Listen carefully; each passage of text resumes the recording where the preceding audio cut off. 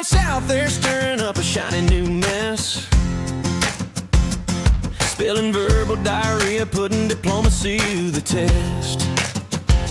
Yeah, they're poking at DC, trying to make the eagle mad. Acting like the playground bully is the best friend they ever had. Then Ronald Lamola steps up, adjusting his tie, says, we don't need the USA, we'll let the Donald fly on by. He says we'll go our own way, we don't need a stamp of grace, while he's slamming every door right in his own face. Oh, the ANC is foot and mouth troubles, talking loud and proud while the misery doubles, thinking they're heavyweight, throwing punches in the dark, but they're biting off a whole lot more than they can bark. Yeah, the times are getting tough, and the road is getting rough, cause the ANC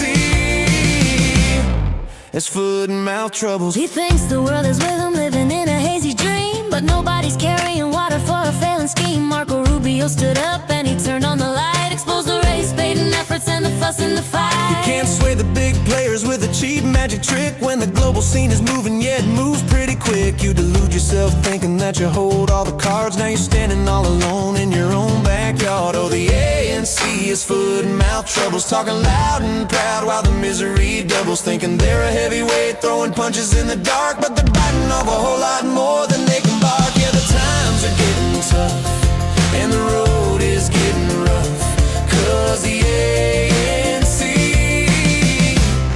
has foot and mouth trouble. It's embarrassing for Cyril, yeah, it stings a little bit. He went down to the G20 looking for a place to sit. The nameplate was changed, yeah, the story is cold. He's been replaced by Poland, or so we are told.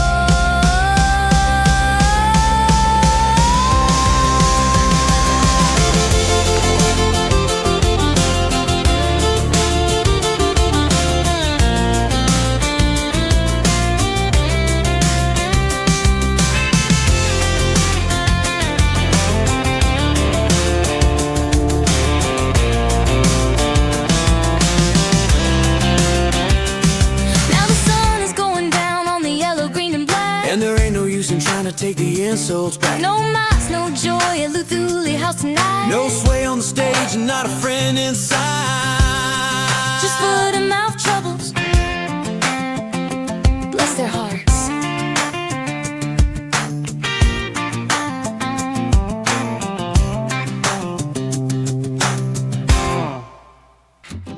Stupid people should wear signs, neon bright, so we can find a way to dodge their tangled mess, avoid their chaos more, say less. Bro, that's not a reason to be arresting somebody, man. Fucking hell, man. That's not a reason for y'all to have the woman on handcuffs, man. For feeding birds, for feeding the pigeons. I mean, part of it is being like a white woman, that I'm privileged and I have a lot of privilege. So I feel like white tears are not always something that's helpful or necessary. Seattle is a welcoming city. We already have laws in place that forbid our local police from aiding ICE in most instances. The police will adhere to these laws. That's an important step. But it's also true that we have limited authority with regard to the actions of federal agencies. I'm Rochelle Ballala, Sheriff for the City and County of Philadelphia. And I say her name, Renee Good. Renee Good. Renee Good. This should not have happened, but we're here today. Let know that law enforcement professionals, real ones, not the fake made-up ICE, probably Trump's new army to attack citizens of the United States. This family should not wait for justice. And remember, we fought for Jamar Clark. We occupied a precinct for Jamar Clark. We did not get justice for Jamar Clark. But when the city burned, after George Floyd, all of a sudden there were some charges. So for those who are on the media talking about, don't burn it down, don't set it on fire, let me tell you this, we need justice and we need it now. Yeah. Because what happens after that is on your hands. All power to the people.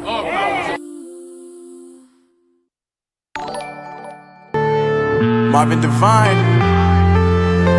I'm saying bye to all the lies and all the times you cried, saying that I wasn't right, yet I was right by your side. You manipulator, playing games, your friends commentators, and I don't know what you say about our private conversations, but it's got them hating. Thanks to all the rumors you be claiming. It's cool, I'm done with you, so they can throw you a celebration. You gon' hate it when you see me with somebody living better. I'm trying to tell you that me just doing me gon' have you jealous.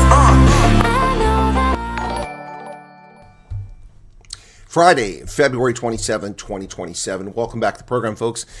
It's Chris live in Central Pennsylvania for Daily Dose, your daily inoculation, your jab against misinformation, disinformation, hyperbole, propaganda, and just pure nonsense. Welcome back to the program. Whew, on a Friday. Boy, run around here. Let me check the sound quality. Whew, sounds pretty good. All right, lots of news. My apologies for the late start. It wasn't intentional, but when you're one-man operation, you're one-man operation. John, Bobby John, thank you for the 70 rand. Yep. Yeah, I forgot about that. Yeah, that is nice not having that guy comment anymore, being a jerk. I forgot completely about that. You know, incredibly patient for a long time. First time I blocked anybody in quite a while. Okay, so I had to take a phone call from Global Refuge. Global Refuge. Global Refuge used to be Lutheran Services. They're still named that locally around the country. There was a case of a refugee in Nebraska that was particularly acute that I contacted them. It was about a week ago now. And I just got a phone call back from them telling me they've investigated, looking into the case of the lady in Nebraska who was in desperate straits from what I believe, honestly, was neglect from a refugee case officer. So I did a very productive conversation with those folks a few moments ago. So I want to send a shout out to Global Refuge for having the courtesy to return my call and to investigate the case that I told them about. They were very professional with me, and I was very professional with them. So I hope that this gets resolved in a fashion that's amicable to all parties, particularly to the refugee who is looking for assistance and wasn't getting it, in my view. All right, if you happen to be watching left to your own devices in Omaha, you know who I'm talking about. So hopefully you've gotten some help. I don't think I've heard from you recently, but I'm going to have to look that up and talk to you afterwards and see that you're getting the help that you're supposed to be getting. All right, folks, welcome to the program. Big news out of South Africa, and not just the EFF is acting like a bunch of buffoons, but the Reuters network published a story by Ted Hessen yesterday and Miss Payton. They published this story in which they talked about the U.S. government has put a contract out, which apparently has already been let, a non-compete contract, which is unusual, not unheard of, but unusual. Non-compete contracts have to be justified. There has to be a compelling reason to have a non-compete. In other words, when you do a tender, for South African terminology, when you do a tender, you must put it out there for people to bid on. Now, in South Africa, if you're white, you're screwed because they're racist and you can't bid for those things because you won't get a contract because you're white. In one of the most racist countries in the world. So that's just how it works. But in America, it doesn't work that way. Anyone can compete for these contracts, and if you meet the bid, then you can win the contract. But in the case of a non-compete, that means they have a compelling reason. There's an urgent or compelling reason, oftentimes national security, why they cannot do this. So they put a non-compete out there.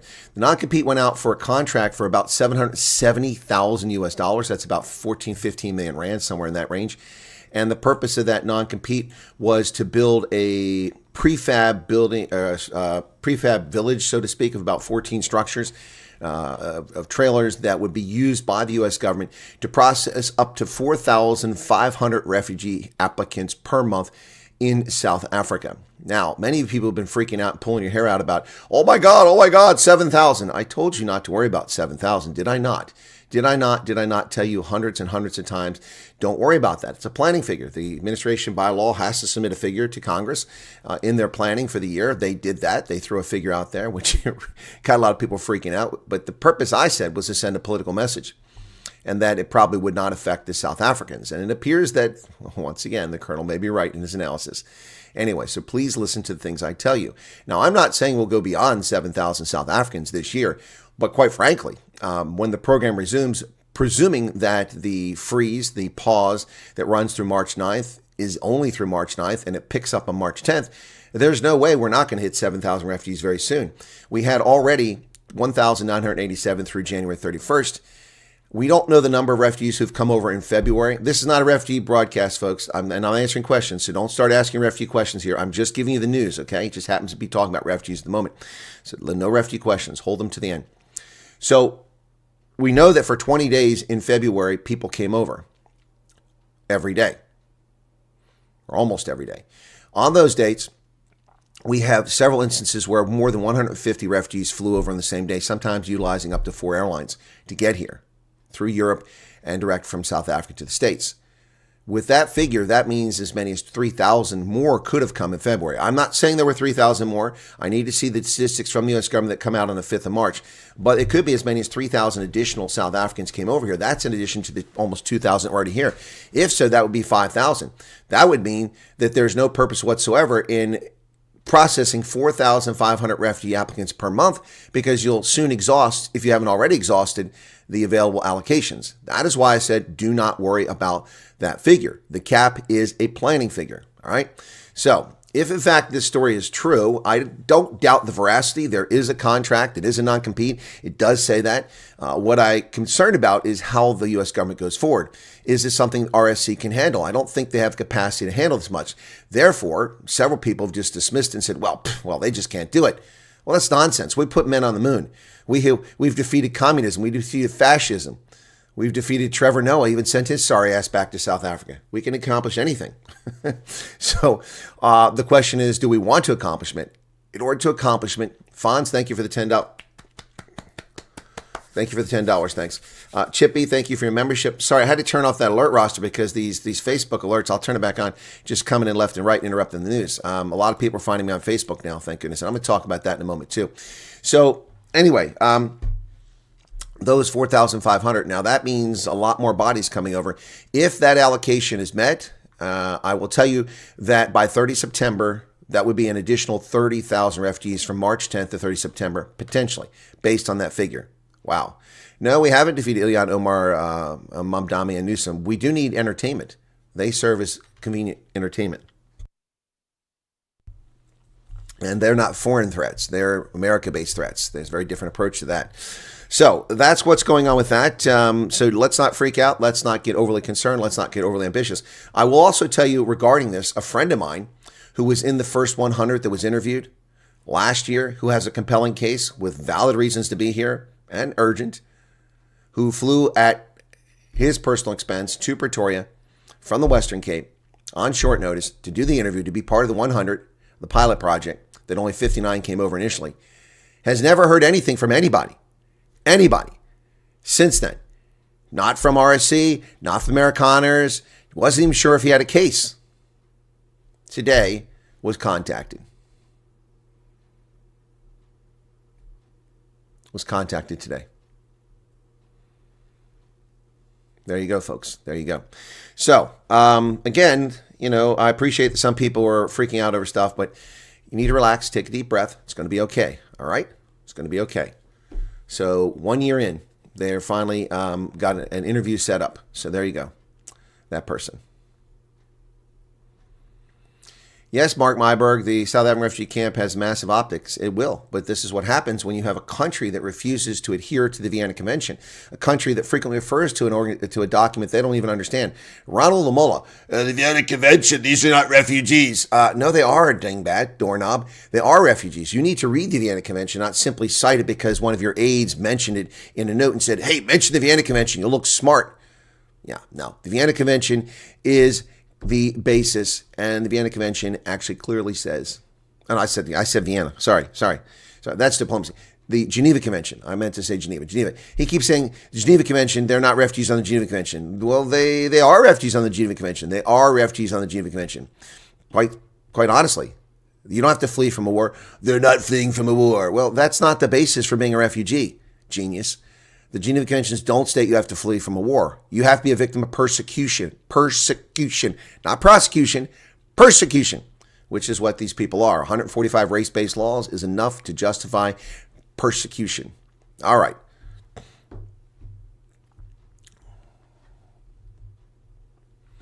Yes, you're right, Karen Lang. South Africa now is interfering in the free movement of people. That's not legal, by the way. They can't do that. The international community will take issue with that. You cannot prevent people from traveling if you owe money to the government. That's simply not true. That's the presumption that someone is committing a criminal act.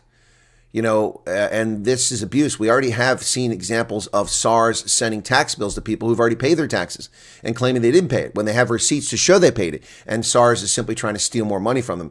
This is not going to go very well for South Africa. It's more proof this is a kangaroo country. It's not a legitimate country in the world of nations. Yep. The world of nations. All right, let's get to the news. And thank you all for being here. 406 people here currently. So the exclusive story I was just talking about from Reuters, and I've been in touch with the journalist. Let's see if he wrote back to me. All right, no, he hasn't since I wrote to him. So let's get to the story. This is one released yesterday afternoon by Reuters, and there's a picture of Earl Langton at the airport. Look at that. And Jay behind him. U.S. aims to bring in 4,500 white South Africans per month as refugees. No, it's not. I'm sorry. Ted Hessen and Nellie Payton, I respect what you're doing here, but you're simply stating factually incorrect information. Garrity, thank you for the 70 Rand. You are stating factually incorrect information. It's not white South Africans. It's not. It's predominantly white South Africans. You want to say predominantly, overwhelmingly. You can say that, but saying white South Africans is a lie. It's factually incorrect. Why does the media continue with this narrative? The U.S. aims to process 4,500 refugee applications from white South Africans per month. No, from South Africans, far above President Trump's stated refugee program cap, and is installing trailers on embassy property in Pretoria to support the effort. The new target contained a previously unreported document from the State Department dated 27 January, signals a push to ramp up admissions from South Africa. Yep. So I'm going to skip ahead to the bottom here. There's the two journalists. Down here, it says, in a WhatsApp group for South Africans to share information about the program, one applicant said their interview they had this week in a trailer-like structure at an embassy property and that more trailers are being prepared, suggesting the site was now operational. Now, here's a problem with that, folks. Here's a problem with that.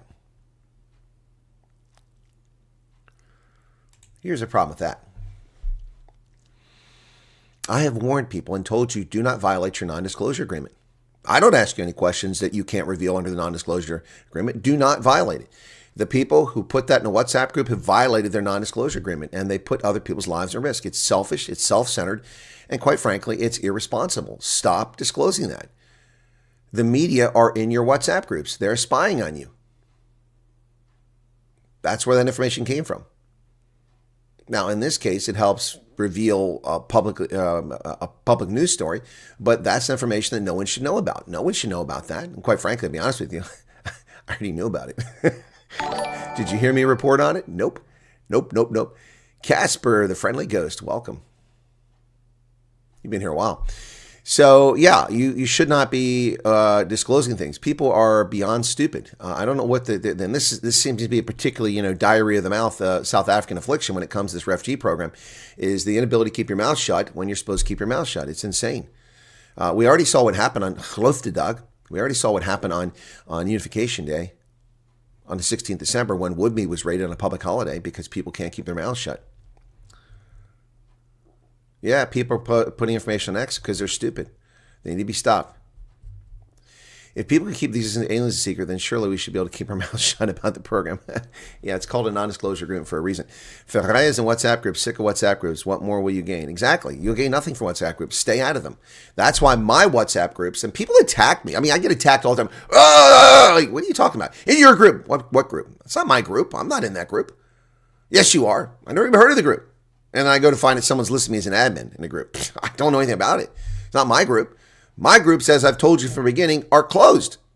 Only I and my moderator can post anything in there because it's not a cafe clutch. It's not a bullshit session. It's not open for people to run their cake holes and disclose things they shouldn't disclose. It's an information only. It's a receive only mode, like the emergency broadcasting system. That's the purpose of it. Yes, if you violate the NDA, it can get you kicked out of the program and you may wind up staying in South Africa. I've warned people about that from the very beginning. Do not do that. Yes, the Woodmead raid is the reason for the trailers. That's correct. Not justification, it's the reason for it.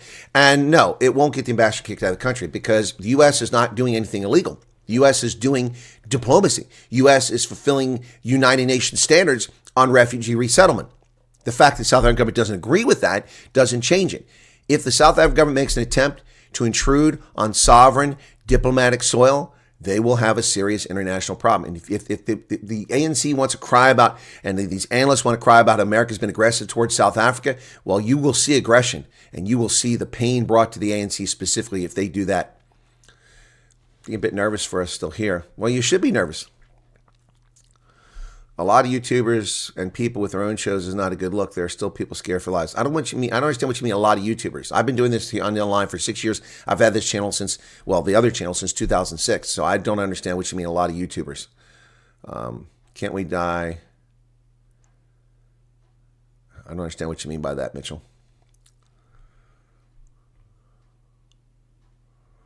Yeah. People are posting personally and how the flights work and what's asked them.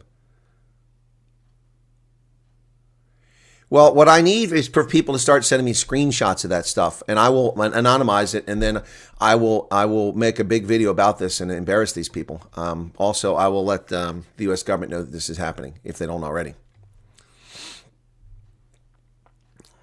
What are all these? I mean, Michelle, what about high? High what? I don't understand that. Some folks who find not being open about things has become a necessity of aspects of life once openness. And I don't understand what you're all saying. Stuff I don't understand today. Maybe I'm having dyslexia. I don't know what's going on. When I suggested a couple months ago after Woodmead raid, the U.S. Embassy should be used. You shot that idea, and now suddenly it's happening. Yes, Theo Rain, and I still shoot it down. I don't think it's necessary. And it's also not helpful. People don't have the resource to travel all over the country to sit in Hatfield and go there. Also, all these people on the street on Skuman and the other avenue, the two that go east and west to run through Hatfield where the embassy's at, that's a very dangerous spot. Very dangerous spot. We've seen it repeatedly. Not an ideal spot for people to congregate. So, I did shoot the idea down because I didn't shoot it down. It wouldn't happen. I said it's not a good idea. So this doesn't, and that's one of the analysis I put in my video, is that now, if this is going to be the case, that means everybody has to go to Pretoria, which is what it was for the pilot project, the first 100 people. And it's very inconvenient and costly for people to do this. And if the program continues to be screwed up like it is, we have to come back 2 and 3 times. That's, you have to bring 4 kids and the adults, and you travel to Pretoria 4 times for interviews and medicals and this, that, and the other. It's a disaster for the refugee aspirants. That's why I shot the idea down. If you're trying to tell me you were correct in your prediction, well, then fine. You made a prediction. I'm not shooting down your prediction. I'm shooting down the utility of that prediction, utility of that method. It's not a helpful way to do things. Yeah, the Facebook follower things are coming in thick and fast. So I want to talk about that in a second, okay? How can Americans support a gangster beat up his girlfriend and call him a hero? What the hell are you talking about? There's another troll here.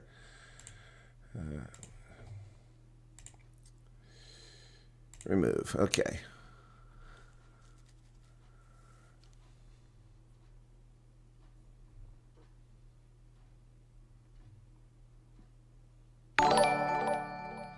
So I think a lot of new people are starting YouTube channels and sharing information incorrect and process. Of course, because they're idiots.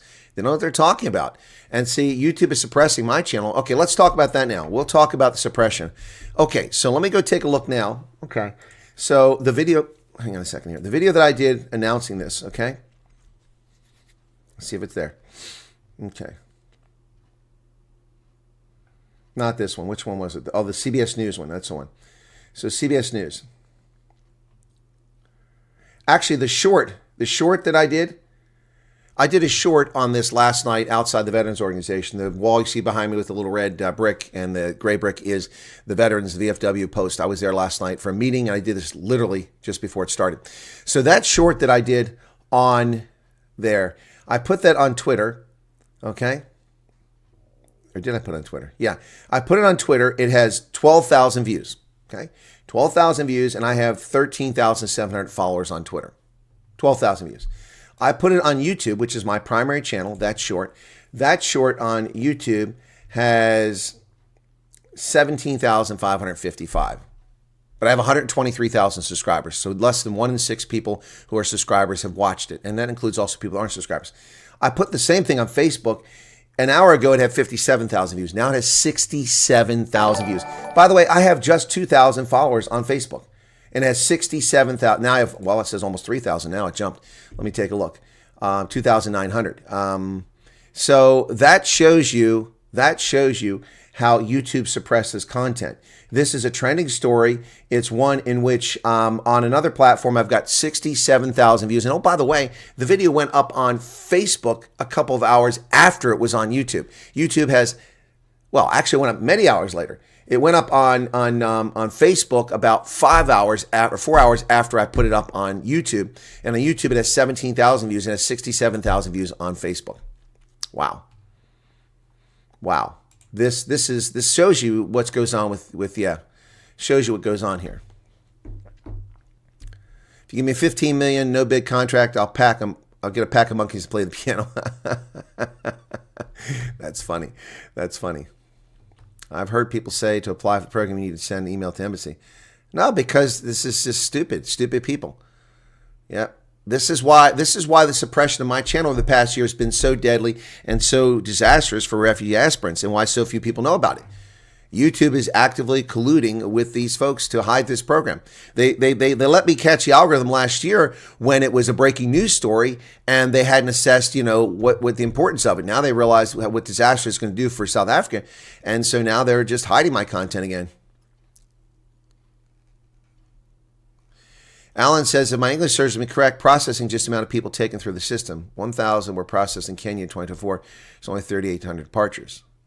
Well, Alan, if you watch my video, you will hear exactly what I said. If I use this subjunctive case, if this, then that. If this is true, then this could be, should be, might be, could be. That's a subjunctive case, the conditional. I never said thousands of people will be coming here. I said could be coming here if this holds true. I also said that processing doesn't equal departures. I said that. So before anybody runs off and starts spreading lies about what I said, they have to actually listen to what I said, okay? All right? Middle Eastern Cape, if I must go, it's 1,000. Either way, it's an issue. We must be grateful and not complain. Yes, Paolo, but people have been complaining for a year. Trust me, I've been here.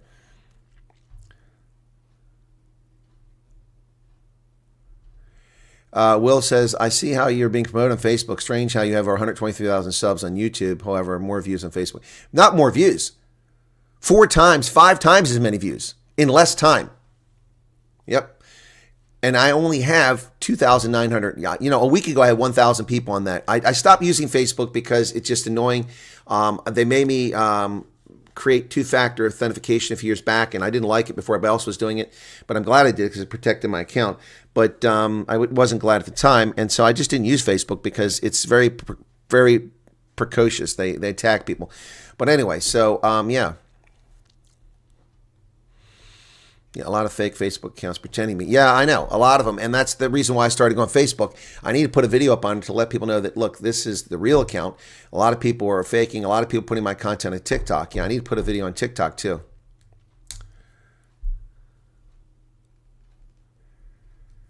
There are a lot of people from EFF saying they were mass reporting your videos on YouTube. Maybe that's affecting your views. Yes, I see where you're coming from, but no, it would affect videos being taken down, and nothing's been taken down because there's nothing that violates YouTube standards. No, these are evil people, and that's what they do. And see, the media are in collusion with them. Every major media outlet in this country whom I've gotten access to refugees for, who I've been a source for, has failed to mention my name when stealing my original analytical content, or failed to mention my name when facilitating interviews. Now, by comparison, Rapport in South Africa mentioned me, and a few others mentioned me when they talk about stories I facilitated. So I will give some of the South African press credit for that. But the media in the United States have intentionally hidden me because they don't want people to know who I am. So I've got more bad information about the conduct of CNN, which I'll be sharing sometime very soon, and their unbelievable behavior. In fact, maybe now's the time to do it. Yeah, report fake accounts whenever you find them. Yep.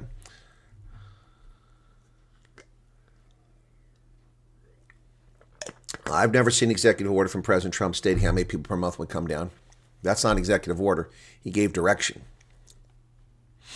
There's very different. Let's not conflate things and say things that aren't things. An executive order is a very specific legal document. Alan says, that's why I had to point out, because many people have the wrong idea what the word meaning is. At the end of the day, they don't understand. Yep, well, that's why it's in my video. It's very clear. That video should have 1 million views by now.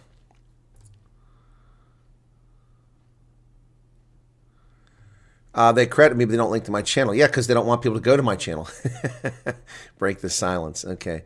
I don't know that one. So that's a Facebook channel. Thank you for that. Let me write that down.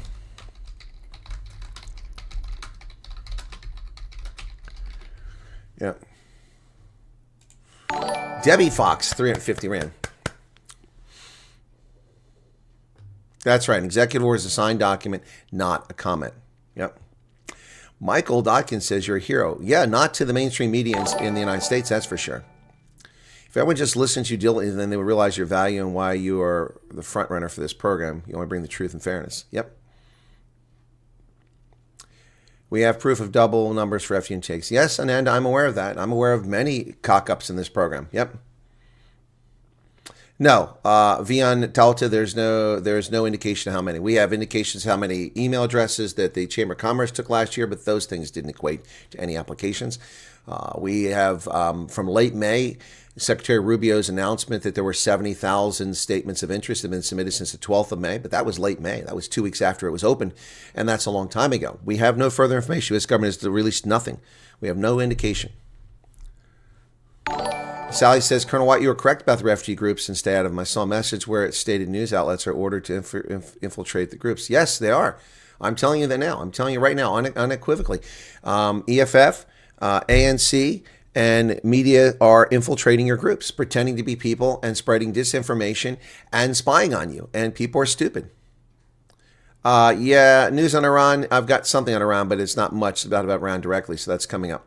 I've sent some screenshots and links on WhatsApp. Okay, thank you very much, Alana. I appreciate that. Yeah, no, people need to, I don't understand the naivety. How the hell did okay, now this is specifically directed at Afrikaners, not at coloreds and Indians. How the hell did you people survive as a people with all these ferrayas and idiots in your midst? I mean, honestly, how could you survive as a folk with so many idiots and ferrayas in your midst? I mean, it's just insane. It's insane. Why not just be thankful and grateful for someone in the world as Trump and USA cares about? Huh? But that makes sense. They won't release those figures because they need to protect the applicants. Yes, it does make sense. Yeah, the young Republicans look like a freaking 1960s hippie coffee clutch. I mean, do you see them? They all need a shave. They're pretty young to have those beards. And on top of that, the government wants to go after people speaking out about the government. Yep. Government might have been better to say nothing about numbers for security. Yes, Keith, I'm not arguing them not doing it. I'm just telling you they've released nothing to the public. I understand why they're doing it. Found out about a website today called 47th President was a wall of hate and shows all the anti-white posts against Afrikaners. Yeah. Oh, okay. Thank you for that one, Janine. Don't be fooled. The EFF have their fingers in every pie. Okay, I stay a heck away from. Okay. My payday. Thank you for being awesome, Chris. You're truly a bright light in a very grim situation. Nothing but respect. Thank you, Ingrid. It's very kind of you. It's very nice of you. We have so many where I live. It's ridiculous. Yep. All right, let's get into the news again, folks, where we're at. Thank you for being here. But yeah, that just shows you. I mean, we'll go back later in this broadcast, and we'll go back and take a look and see if I've gained any more views on the video that's on Facebook. Yep. Yeah, the enemy doesn't always announce themselves. Well, sometimes they do. And the EFF has announced itself as an enemy to the people of South Africa. EFF labels Paul O'Sullivan a fugitive, files criminal complaint after a committee exit. This is just a complete abuse of the criminal justice system. The party stance follows a formal criminal complaint laid against O'Sullivan. For what? He appeared voluntarily before an idiotic committee and was insulted by racist bigots. And he left after he said he had to leave. He told them when he had to leave. The economic freedom fighters characterized forensic investigator Paul Sullivan as a fugitive from law, demanding he be prevented from leaving the country. The party stance follows a formal criminal complaint laid against him on Friday morning. The move was prompted by his decision to walk out of a parliamentary ad hoc committee meeting yesterday to catch a flight, an act the EFF claims constitutes a violation of the Powers and Privileges Act. No, it doesn't. He wasn't a subpoenaed witness. He wasn't a defendant. So you can shove that up your rectum, EFF. EFF argues that O'Sullivan is in contempt of Parliament for banning his testimony while under oath. No. He came there voluntarily. He had no obligation to give you testimony. You chose to insult him by telling him he came to South Africa because he loved apartheid. With your racist bilge, you attacked him. And then you said he should be brought in on a donkey cart. Your disrespect, your contempt for him because he's white is unbelievable. Unbelievable. He offended us. Us? Who's us? As black people. Well, black people aren't the only people in the room there, genius. There were white people part of that ad hoc committee. EFF argues O'Sullivan's in contempt. According to the party, this sudden departure has stalled the progress of an active investigation. There's no investigation. This is not an investigation. What the hell does an investigation into police corruption in 2026 have to do with what Paul O'Sullivan did as an investor in the 1980s? Not jack shit. Nothing. These people are frauds. They're abusive. This is not a government. This is a clown car show.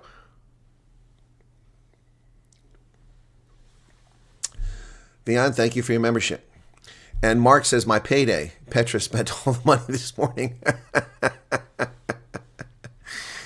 Yeah. The EFF has correctly characterized Paul Sullivan as a fugitive of law, says Senaweo Tambo. He violated the Powers and Privileges Act of Parliament by cutting short a submission while he was giving evidence under oath, which is impeding on the work of an ongoing investigation. So the EFF has taken the right approach by laying a criminal case against him. While the EFF has moved forward with legal action, the Speaker of the National Assembly is reportedly taking a more measured approach. Yes, because they have no legal basis to charge him with a criminal act. He committed no criminal act. The criminal act is the abuse of authority by the EFF in Parliament. These so-called members of Parliament whom nobody voted for. Not a single South African voted for these clowns. Not one South African voted for them. Not one. These are the criminal acts of the EFF. Paul O'Sullivan had every right to leave that hearing. He told them when he's available. They agreed to him coming and the time he had to leave. And then they tried to make him miss his flight after insulting him with racist bilge. They have opened a case against him. It's time to open a case against EFF for being stupid. For being stupid. And why does a convicted criminal have any say in this matter whatsoever? A convicted criminal. A criminal. Black supremacy in full force. EFF opened a case against former British military intelligence officer Paul Sullivan after he walked out of the ad hoc committee investigating the underworld's encroachment on the criminal justice system. If found guilty of the offense, they accuse him of facing up to a year in jail. This man could face a year in jail answering a criminal charge from buffoons who can't walk and chew gum simultaneously, who racially insulted him and attacked him and belittled him on things not germane to the topic at hand. The fact that they can register a criminal complaint shows you how broken society is in South Africa. It's ridiculous. Well, you can kiss my grits, is what he said in Irish, Gaelic. Yeah. Paul Sullivan's testimony. Look, they look for an image where they can make him look evil. Typical. Oh, my goodness. A clip from a previous interview with ENCA was played for the committee in which Sullivan was heard referring to those crooks in Parliament using the Irish phrase, Pogmoton, which literally means kiss my grits. Anyway, O'Sullivan gave as good as he got. Good for him. Good for him. Well, President Ramaphosa has decided to pull the investigation into the Iranians' participation in the exercise for peace, the so-called BRICS naval exercise in which a designated terrorist group participated. South Africa does naval drills with terrorists. Yep. Talk about the rules-based international order. Who in their right mind would do naval drills with a terror sponsor? The Iranian Revolutionary Guard Corps. That's right. They sent their ships to South Africa and the South Africans participated, and they tried to blame it on the Chinese. Then the investigation was started, an illegal investigation. Under South African law, only members of the military can participate in this investigation, but illegally, the South African government has put retired justices on it. And now, to make the matters even worse, Ramaphosa is saying, you all report to me. No transparency, no honesty, no truth coming out in this whatsoever. Another whitewash. Ramaphosa redirects the probe on why Iran took part in January naval exercise to his office. That paisley shirt is giving people the epilepsy fits. Please don't wear shirts like that, trying to pretend you're Nelson Mandela. Ramaphosa announced that the panel will report directly to him within a month. A month after retired Justice Bernard Ngope was named to head the probe illegally into Iran's controversial participation in naval exercise in False Bay, President Ramaphosa announced on Thursday the investigating panel will report to him directly, not to the Minister of Defense. Wow. Well, look, I get it. Minister 30% isn't capable of handling anything, but I mean, her deputy, Bantu Holomisa, can certainly handle it. Oh, my goodness. My goodness. Yes, the president became the judge, the jury, and the executioner. Don't like O'Sullivan, but being labeled a racist and a criminal by a bunch of criminals and racists is such a thing. Yes, future looks bright. I'm not defending Paul O'Sullivan. I'm not saying he's a reputable character. I'm not saying he's a good person. I'm saying his treatment was abysmal. He was asked to come there. He had no obligation. He wasn't even in the country. He flew to South Africa to go there to give testimony that they said they wanted to uncover the corruption. They don't want to uncover corruption. They want to attack minorities. And they're using him as a foil. And Donnie Rutt says, can anyone blame us for wanting to leave this crap hole? Nope. Malema failed at woodworking school, interrogating O'Sullivan's UK engineering qualifications was peak Dunning-Kruger. Yep, you're right. Move to South Africa and apply, and everything gain, nothing lose. Yeah, Botswana's, what does Charmaine Peacock say? That prompted that. Where's Charmaine Peacock's comment? I didn't see it. I take it Charmaine Peacock is in Botswana. Yep. Doesn't Malema have a PhD in psychology? Ramposa, what happened to the 1,438 individuals found guilty in the Zondo Commission? Nothing. Yes, that looks like Fakini Mabalou threw up on a Pala Pala couch. My goodness. Well, here's more clown car show. The electric slide minister, you can do it. It's electric. Boogie, woogie, woogie. Yeah, that's right. Congicenso Rabacopa is going to save 38 smelters that are already closed. They're already gone. We're gonna save the smelters that are out of business already. Are you serious? Minister of Electricity and Energy, Congicenso Ramacopa, has announced a major intervention to save South Africa smelters. Yay! A cut price tariff of 62 cents a kilowatt hour is expected to see 38 smelters restart, supporting 11,400 direct and 120,000 indirect jobs. It's not clear how the revenue loss for Eskom will be funded, but the utility said it would be managed within its debt relief program. Sure. All righty. So now we're going to subsidize electricity for failed smelters. They're already gone. They're already down to one smelter. It's gone, man. Too late. Too late.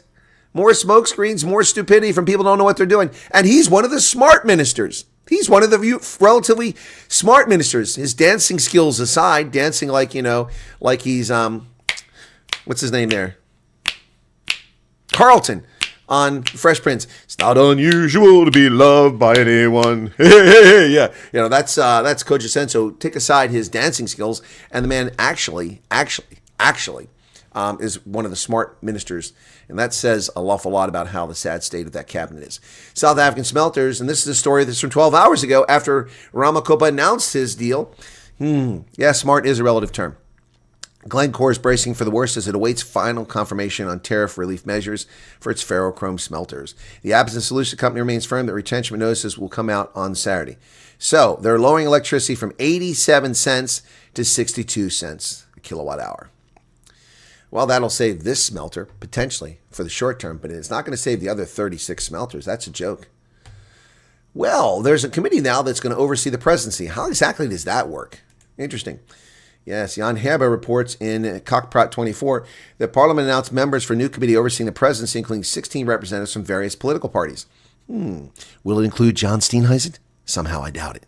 It includes 16 members, alternates, 3 party leaders, 4 chief whips, and 2 parliamentary caucus leaders.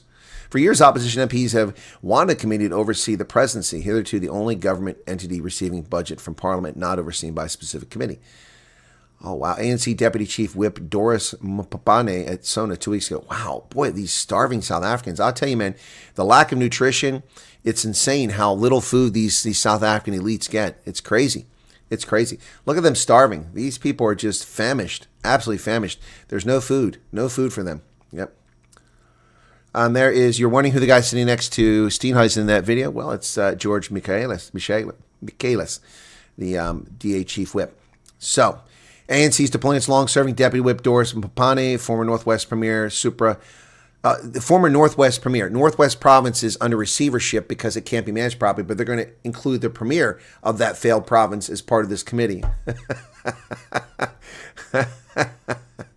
The DA represented by George Michaelis and his deputy Boxola Nodada. The MK's newly appointed chief whip, Zondi, will serve on the committee, and with our parliamentary leader, Des Van Rooyen, being the alternative.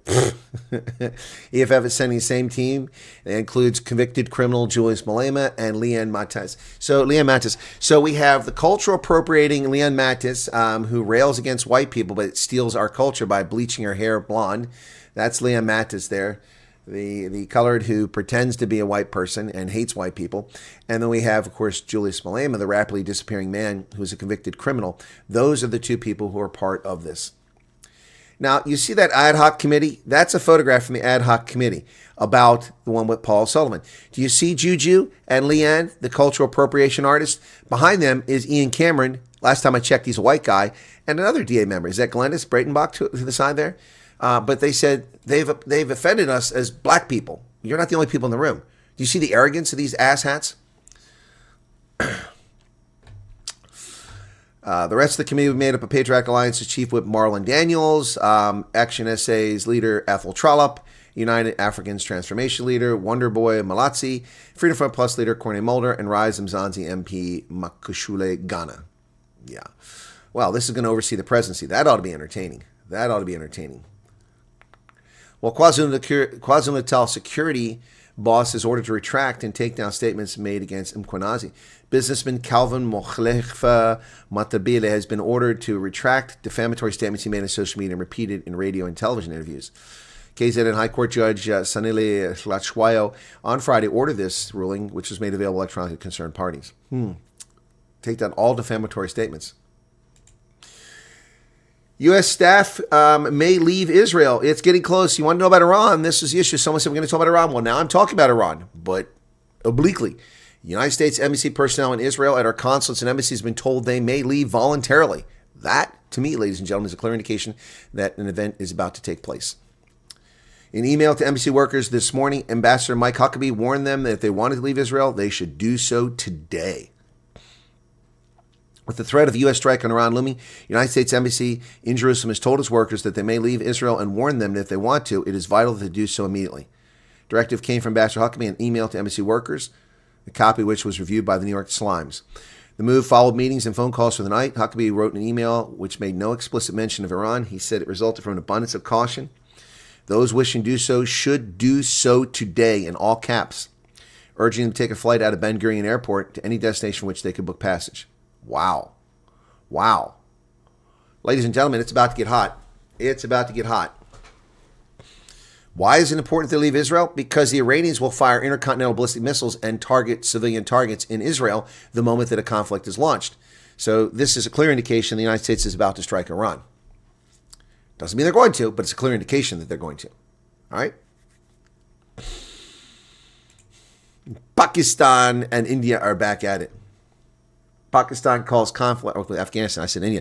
Afghanistan open war after cross-border attacks. Patience is run out after Taliban attacks, Pakistan Defense Minister says.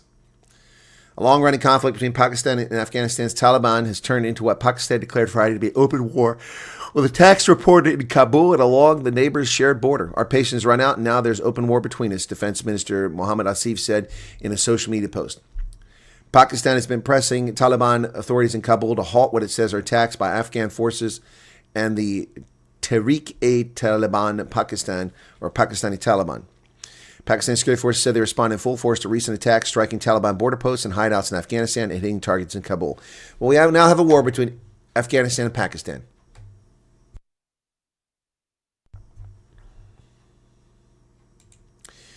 Wow. Denmark's Prime Minister Mette Frederiksen is calling for a snap election, hoping that her stand against Donald Trump will bolster her weak party's position and allow them to cement their control over the Danes. It will soon be spring, and the Danes will soon be going to the polls, Danish Prime Minister tells Parliament in a special statement. She calls March election amid Greenland bounce in polls. Yep, she's hoping that will help her unpopular leftist party survive. Mette Frederiksen announced the general election on March 24th, proposing wealth tax to fund schools, proposing to secure the future of the Commonwealth, and pledging to hold Europe together. It will be a crucial election, she says, adding that Denmark and Europe must stand in their own right and that Denmark's Commonwealth must be secured. Her decision to call the election now comes as the Prime Minister is said to be enjoying a Greenland bounce in the polls after poor performance in local elections, which her party lost control of Copenhagen for the first time in 50 years, in response to her handling of the U.S. crisis after Trump repeated threats to invade Greenland. So once again, Donald Trump's silly effort to draw attention to an issue that really is not that important is leading to survival for leftists. It happened in Canada. Now it's happening in Denmark, and that's a shame. That's a shame. Trump meant well, but his actions have gone against him. Unfortunately, people have lost their minds in the United Kingdom, electing Green Party. Yep. UK Prime Minister Starmer suffers another setback with the local election. Local plumber Hannah Spencer wins district election for the Green Party, pushing ruling Labour Party into third place. Prime Minister Keir Starmer's loosening grip on power took another blow Friday after the Green Party won a special parliamentary election in which his ruling Labour Party fell a distant third. The result in Gorton and Denton, a working-class area near Manchester that Labour has held since the 1930s, a century ago, shows how Britain's political spectrum is rapidly splintering as voters look to populist parties on left and right to salve to a continuing affordability crisis. It will heap pressure on Starmer to swing his party to the left and shore up its working-class base and likely energize calls internally for him to be replaced. Wow. The Greens won 41% of the votes in the district, with Reform taking 29% and Labour 25%. During the general election back in 2024, Labour won the district with a large majority as it swept to power. Friday results showed its vote share there has been cut in half.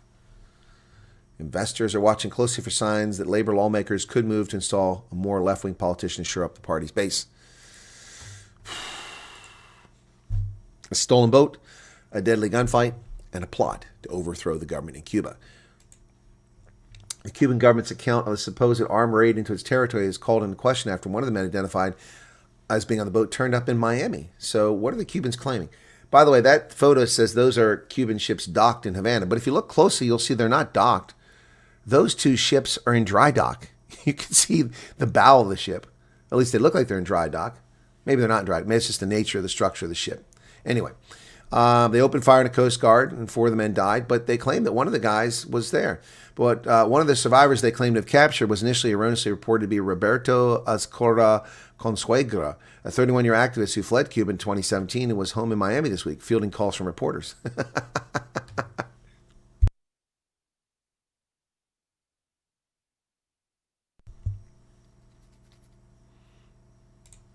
Courtney, thank you for the $5 super chat. Said he and his fiance watched Hamnet last night. Powerful, beautiful, powerful film. Happy Hollywood can still produce such good films. Don't know the film, Courtney. Haven't heard about it. Thank you for sharing that. My goodness. Well, mortgage rates have dropped below 6% for the first time in several years, courtesy of a growing economy. Evidence is patchy on whether low rates have meaningfully spurred more activity as the Trump administration floats measures it says will make housing more affordable. Well, when the interest rates were below 3% for just the average borrower, and I could have got it for 1%, that was pretty incredible back in 2021. But now interest rates are at 6%. That's outrageously high. It makes homes unaffordable. Yeah, future, I think they might not have been a dry dock. They look like they kind of had the bow, just kind of stays above the water. The average 30-year mortgage rate in the U.S. fell to 5.9.8%, down from nearly 7% this time last year. Yep. Hundreds of dollars in deduction in mortgage payments. Mortgage rates peaked at just under 7.8% in October 2023 and drifted down gradually. To put this in perspective, that for the first several years of my mortgage, I was paying twice as much in interest as I was in principal. Now I'm paying more in principal than I am in interest, but I had to make extra payments every month for several years just to get to that stage because the loan is large, it stays large, and they take the interest on the total loan. And it's, anyway. So the higher the interest rate, the worse that situation is. Zoran the Moran, the fascist Islamo-Nazi in New York City, who seeks to punish Americans, particularly white Americans, because of his racist bullshit, is now coming under fire for his stupid comments regarding the assault on police officers. Zoran the Moran faces flurry of criticism from police over snowball fight. New York City's pretend mayor played down incident in which officers were pelted with snow. The snowball fight has sparked a feud between Zoran the Moran and the New York Police Department. Mamdani, a democratic neo-fascist, Islamo-fascist Nazi, already had a frosty relationship with the police over past comments he's made about the police, but he grew chillier this week after he played down officers being pelted with snow and ice during an organized snowball fight in Manhattan's Washington Square Park. It took an even more serious tenor Thursday when police said they arrested a 27-year-old for assaulting police officers with snowballs. The officers were targeted when they responded to a mass gathering of snowball hurlers after Monday's blizzard subsided. Some participants took shots at the officers even as they tried to take cover. 2 officers were treated for lacerations. Video of the incident circulated on social media, prompting outrage from police unions who called the pelting a criminal assault, which is what it is. But they seem so this is people having a snowball fight with each other. But then the cops come and they assault the cops. Yeah. And Zoran the Moram says, oh, it's just play. No, you don't assault law enforcement. Netflix has backed out. They've removed their bid. And if the regulators are allowed to go forward, that means that Paramount will purchase Warner Brothers Discovery for $111 billion. $111 billion. That's a lot of cash. A lot of cash. President Trump will decorate 3 more soldiers with the Congressional Medal of Honor. Nation's highest military decoration will be presented posthumously to Master Sergeant Roderick Edmonds, a former prisoner of war during World War II, and an Afghanistan veteran, Staff Sergeant Michael Olis. Command Sergeant Major Terry Richardson, a retired Vietnam War veteran, will also receive the award. The awards are announced today, and Edmonds was held as prisoner of war in Germany on December 19th, 1944 to March 30th of 45. On January 27, 1945, the day he was transferred to a second prisoner of war camp, Nazi officials ordered that only Jewish American prisoners report for roll call that next morning, threatening execution for noncompliance. Believing the Jewish prisoners would be killed, Edmonds directed the approximately 1,200 American POWs to stand together in formation. When the camp commandant saw all the Americans assembled, he angrily demanded that Jewish service members identify themselves. Edmonds cited protections under the Geneva Convention. The commandant pressed a pistol to Edmonds' head and threatened to shoot him if the Jewish prisoners did not step forward. Edmonds said, "We are all Jews here," and warned that such an act would constitute a war crime after the war. The officer ultimately backed down. In March 1945, as Allied forces advanced, German guards prepared to evacuate the camp eastward. Edmonds instructed the American prisoners to form up in front of the barracks and then break ranks and return inside when transport arrived. His defiance and leadership helped thwart the evacuation, and German forces ultimately abandoned the camp, leaving the American prisoners behind. Aulis served in Afghanistan at Forward Operating Base Ghazni. On August 28, 2013, the base came under coordinated enemy assault involving vehicle-borne improvised explosive devices, suicide bombers, indirect fire, and small arms fire. He directed soldiers to a nearby building to move to bunkers, then re-entered the structure to check for casualties after accounting for his personnel advancing toward enemy fighters who had breached the perimeter. He located a coalition forces officer, and 2 moved forward together to the point of attack armed only with rifles and without personal protective equipment. Joining other friendly forces, he helped organize a counterattack to push insurgents from the airfield into adjacent buildings. Under sustained small arms, indirect, and rocket-propelled grenade fire, Aulis maneuvered with fellow soldiers, delivering accurate fire. When an insurgent suddenly emerged and opened fire, wounding the coalition officer, Aulis placed himself between the attacker and the wounded officer who could not move. He neutralized the insurgent, but as he approached the attacker, detonated a suicide vest, killing him. Richardson served during the Vietnam War. On September 14, 1968, while leading a reconnaissance mission, his platoon encountered heavy automatic weapons and small arms fire from a North Vietnamese Army battalion. He rescued 3 severely wounded soldiers before returning to find his company surrounded. Braving intense fire, Richardson advanced to the top of Hill 222, his unit's objective to secure a position from which to direct tactical airstrikes. He soon realized the hill was an enemy regimental base camp. Despite being wounded by a sniper, Richardson continued directing airstrikes in close proximity to his own position and that of his troops for 7 hours. After enemy forces withdrew, he declined medical evacuation in order to remain with his soldiers. His actions saved 85 lives. Wow. The courage and valor of soldiers under fire is seldom reported, and many heroic deeds go unrecognized. It's good to see these service members be recognized, whether it's posthumously or otherwise. A federal judge has declined for the second time to block the White House ballroom construction as his leftists attempt to use the courts to undermine the governance of this country. The privately funded $400 million project is slated for completion in 2028. A federal judge on February 26 allowed the ongoing ballroom construction project at the White House continue, rejecting the Preservation Organization's idiotic request to halt for the second time in 2 months. U.S. District Judge Leon denied a motion for preliminary injunction, finding the plaintiff, the National Trust for Historic Preservation, citing the wrong legal authorities in its motion.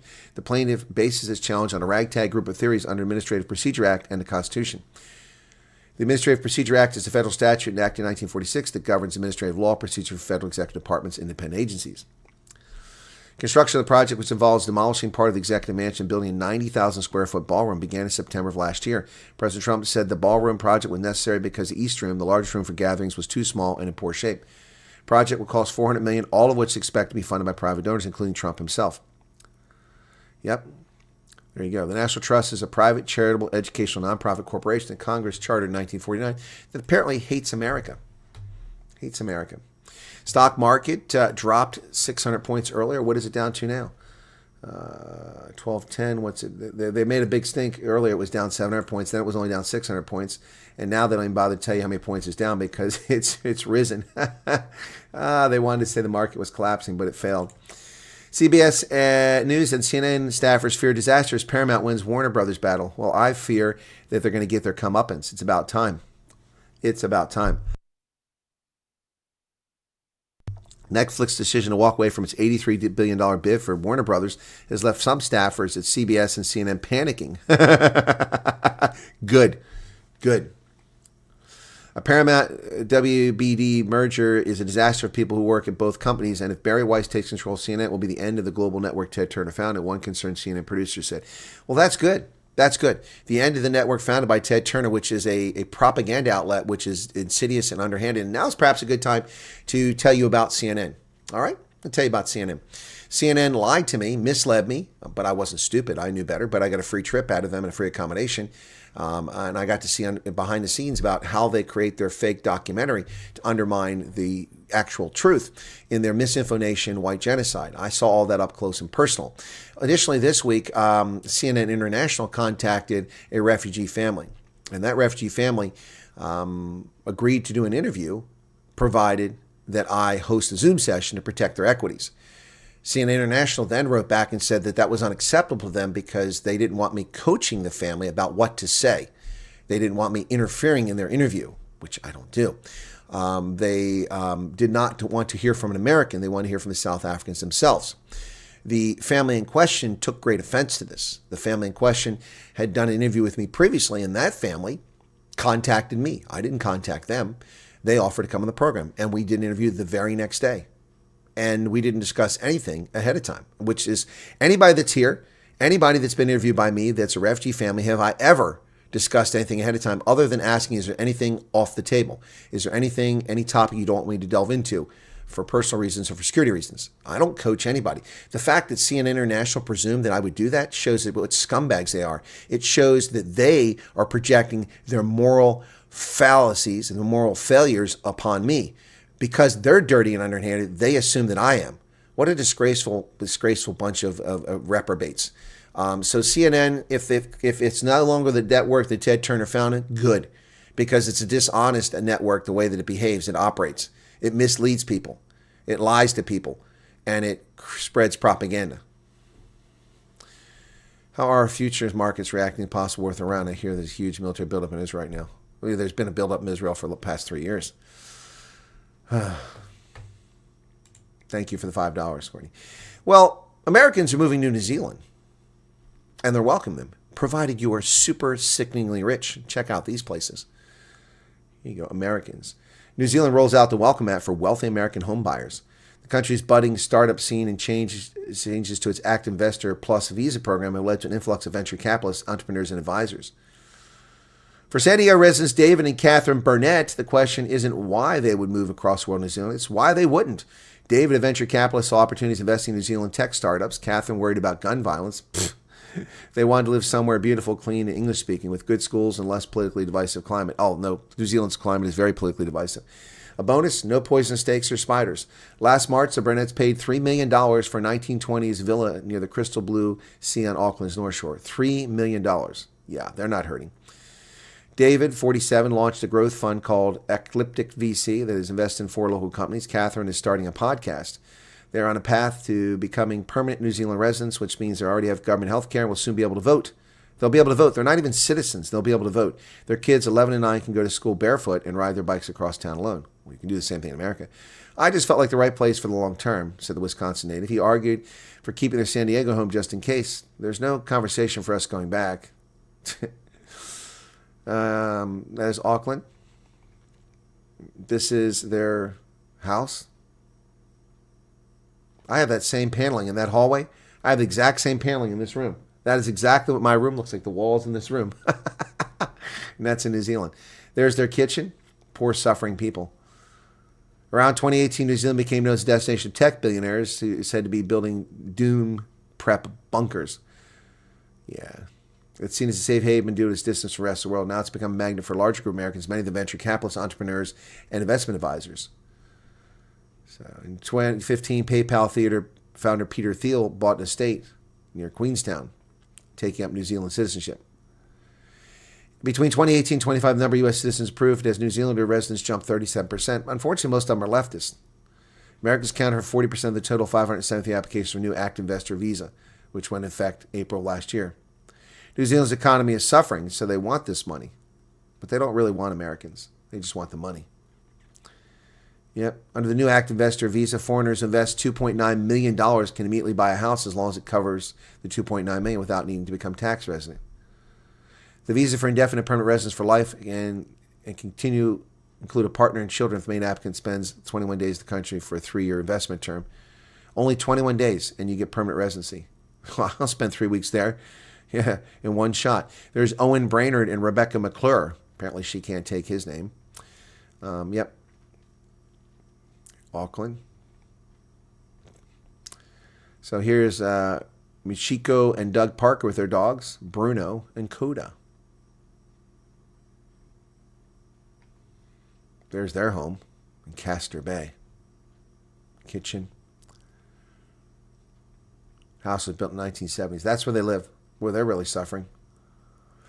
Kelly McGonigal Squire, co-founder of the nonprofit Ladies Who Launch, and her husband, early-stage investor Trevor Squire, are planning to bring their parents with them when they relocate from Seattle, New Zealand. There they are.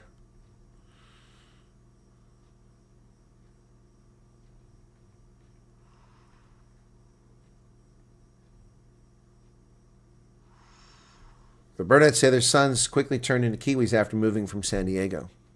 New Zealand had net negative migration in the past years. Most migration to Australia because they can work and live there as New Zealand. Exactly, because there's no jobs in New Zealand.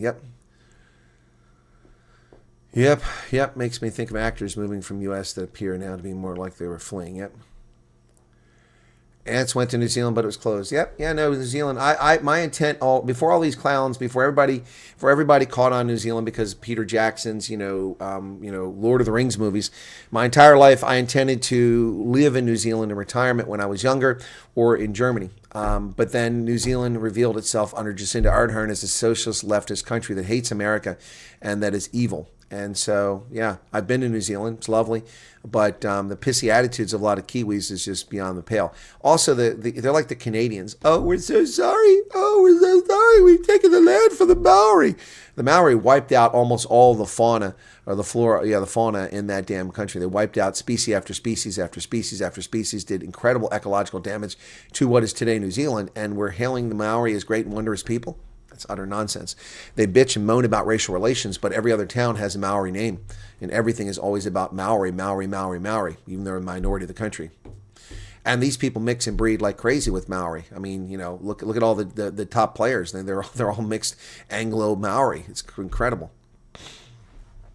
Yeah. Anyway, very profitable nonprofit. I would love to live in Middle Earth, New Zealand.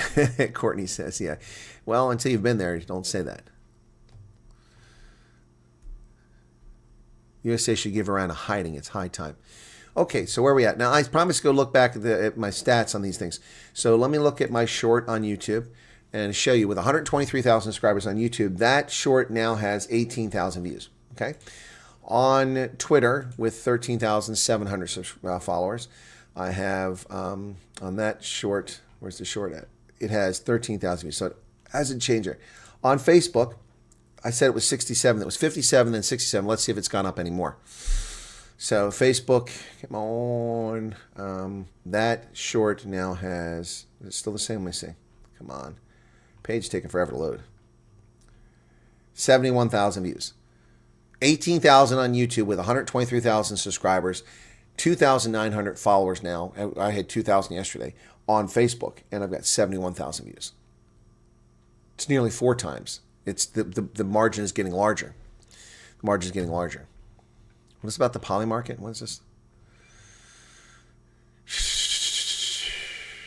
I don't see the pause. The news I saw was the opposite. No law enforcement mentioned man released after snowball fight. I'm not sure what news you're talking about there. The guy was arrested, and they're looking for 2 others. I'm sure he's released because there's no cash bail in New York. You get arrested and you get released immediately. $250,000 for my condo. My interest rate is 6%. Utah is growing so fast. There's not enough housing inventory in Utah to support it. Yeah, that's true. That's true, Courtney. And 6% is high. My mortgage is 3.75%. Yep. Welcome to everybody. Arno Victus, what's up? So, folks, later today I'm off to Pittsburgh. I'm going to meet up with the Oosthuizens and Bruce the service dog. We've also got Rugby on Rugby Ascend in the morning. Lions hosting the Stormers, 7:30 my time. And then it's the Bulls hosting the Sharks. What happened to my membership? I don't know, Chris. Did you pay for membership or did someone grant you membership? If someone buys your membership, it's only for 30 days. Anyway, once again, folks, I received, again, apologies for starting this broadcast late. We're 10 minutes late today. That's because Global Refuge, which used to be formerly Lutheran Church or World Services, called me to update me on a situation of refugee in Nebraska, whom I'd reached out to them about and said, please look into it. It's been about a week ago, I think I sent that message to them. They called me today to say they're on the case. They have been looking into it, and hopefully that refugee gets better treatment. Shadowbangers due to YouTube being woke. If so, how long before they'll start moving away from wokeness? Well, 2025, I've tried to avoid saying it's shadowbanning, saying, maybe I'm not producing content that's compelling. But obviously that's bullshit because the same content on other platforms does better. And so it's obviously not the content. The content is compelling, or at least people want to see it. So that's out. I've also said that, the algorithm changes periodically and they modify it so that it promotes certain types of things. And maybe I'm just not in that area right now. Well, that may be true. But the bottom line is that this has been going on for about 5 months now. I've had my last 100,000 view video was in November. That doesn't make any sense. I've done some really good videos, and I should have been I stopped using my Facebook a long time ago because I don't trust Facebook. It's a censorship platform, and it's just evil. But frankly, out of frustration, because one of my viewers said people are sharing all your videos on Facebook, I started making videos on Facebook.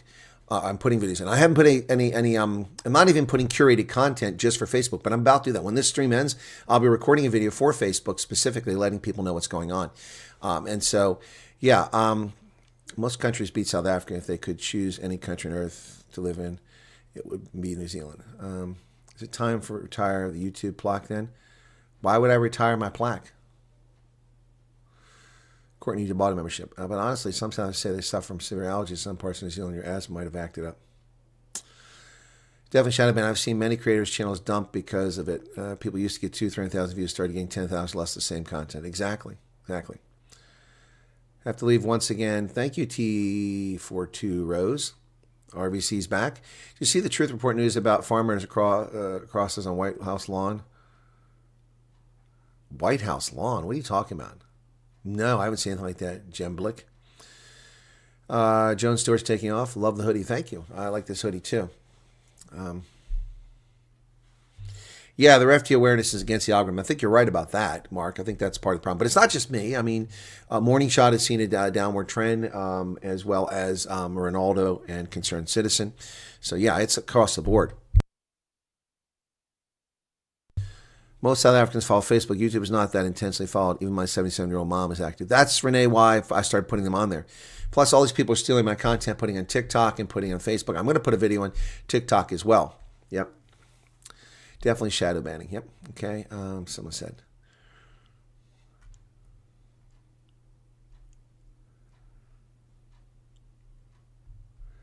So Gene never watched YouTube before me. Okay.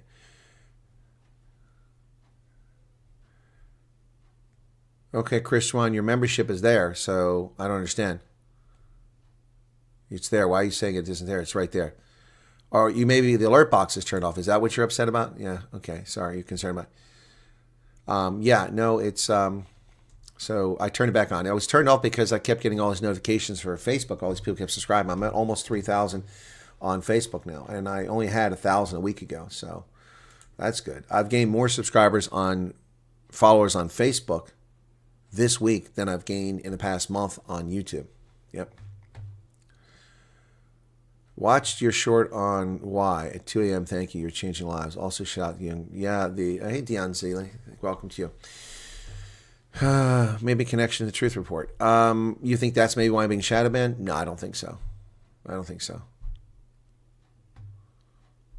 He's talking about the planting of white crosses in the mall. I don't know anything about that. No, I don't know anything about that. Yeah, Facebook is a cesspit. I agree. But my content's being published over there, and I'm not getting anything for it. You're interviewing the family again? Yes. Give Bruce a little ear scratch from me. I will, Ingrid. And time to plant an orange tree in the studio again. Maybe that will help the algorithm. USA or he's want to fly through on cross the USA display White House lawn to create awareness. That's just silly. That's silly. I mean, first off, who's going to pay to bring along here? Why don't they just make the crosses here in Maryland? Yep. Yeah, if I promote illegal immigration, I'd probably get a big channel. Financial year then done, so am I, says Joe. Okay.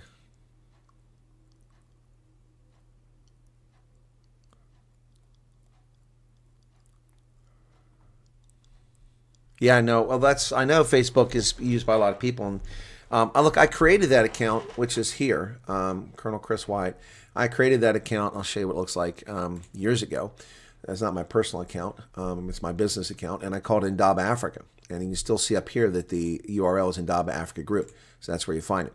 But then I just recently changed the name to Colonel Chris Wyatt, put a picture of myself up in Tanzania there, and we've gone from 1,000 to 2,900 as people start to share my content. So you can see this is the video I did about accelerating. That's the full video, which is got 11,000 views. And on YouTube, it's got, let me see how many YouTube. So 11,000 on Facebook, and on YouTube, that video has 11,000. 11,000. So the same number, that's the full, 12,000, sorry. It's up to 12,000 now. So 11,000 for that one, okay. And then this one here, which is the Julius Malema one, that has 8,300. That was only 3,000 earlier, so that's picking up steam. Then we have this one here, which has 72,000 views now. That's the short I did last night, about the 4,500. The John Steenhuisen video now has 3,000 views. Anderson Cooper, 26,000 views for white genocide. Yep, and then 6,000 views. What do you do when a case officer abandons you? Yep. And Feeding the Trolls, 9,000. So those are all doing quite well. And all these videos, those videos were just, 1,000 followers on Facebook. But now the number's climbing a little bit.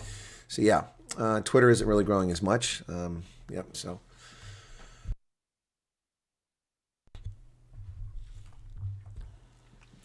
Data costs massive in South African TikTok and Facebook, much bigger than YouTube. Okay. Has a lot to do with your picture. What, you mean on Facebook? Was looking at your cast this morning. Thanks for all your efforts. Much appreciated. A lot of us are hanging in limbo. Should all be ready. Okay. Hey, Marius Stender, what's going on?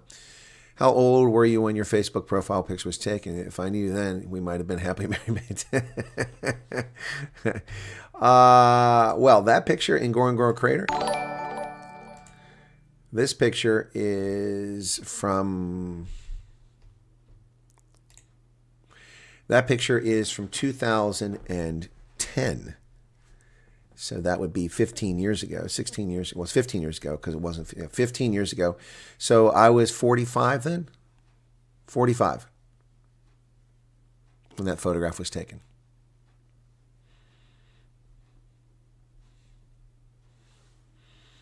You can see I'm a real man. I've got an Adam's apple.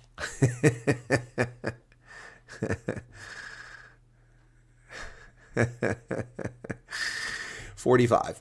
Yeah. So this is all, this is all because I'm leading the next great trek. I'm going to lead the next Doorsland trek through Botswana. Yeah. Yeah, you say the more platforms, the better exposure, but Rumble, nothing. Odyssey, nothing. Yeah, I've been on those platforms forever. Innocuous comment at Young Republicans is automatically held for review. I can't see a trigger word or idea that would cause that. I don't know what happened. You think some Light Rain is letting Asmari know that her comment was held. Let me look at that. I didn't see her comment being held. Let me pop in on that. Has it been approved now? Fingernails uses Facebook to access the marketplace. Do you think some of the structures of the embassy might be accommodate people traveling from far? No. No. I don't think so. I don't think so. But I could be wrong. Could be wrong. I haven't seen the structures. Okay, I have to duck out, but thanks to the news, Chris. You think about that. You're going to have to put up, plumbing. You're going to have to put. No. I don't think that's going to be a good move. What is with this Mr. and Miss Smith? You all keep addressing Mr. and Miss Smith. I see no comments from anyone named Mr. and Miss Smith in the chat. Nobody called Mr. and Miss Smith is in my chat. Where are you all? Who are you talking to?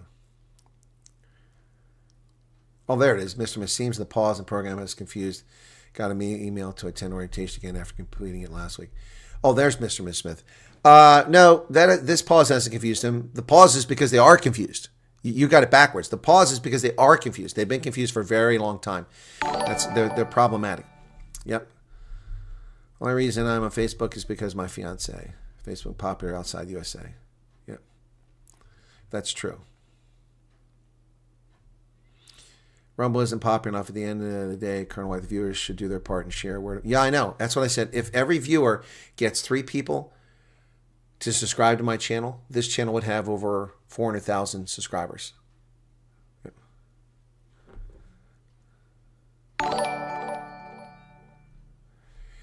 Willem Petzer said in a Facebook live stream saying the U.S. officials have received 600,000 applications. Is that possible? Sure, it's possible, but I mean, where did he get that information? Who the hell's talking to Willem Petzer? Why would they talk to Willem Petzer? Why would they talk to Willem Petzer?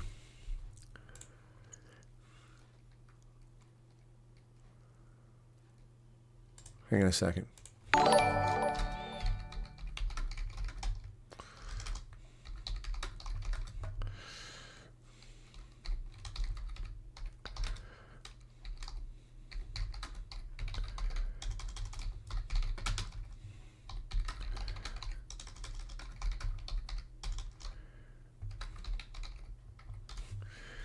All right, so I'm